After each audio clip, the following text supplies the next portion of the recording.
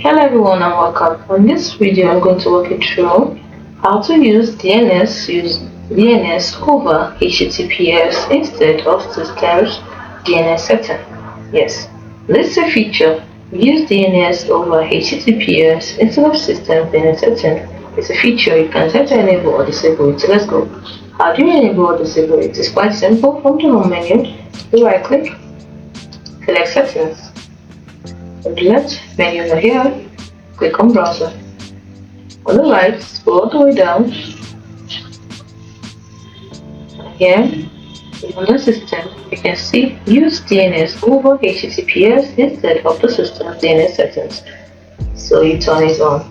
Now note that this functionality uses third-party services, so please read the terms of use. By clicking here, you can read the terms of use. Privacy policy, click here to learn more. Now, DNS over HTTPS provider, we have Cloudflare, which is the default. We also have Cloudflare for families, has no malware.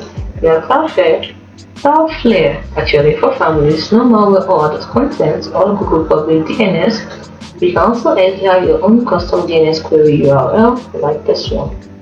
It's simple as that. So choose the one you want, and that's it.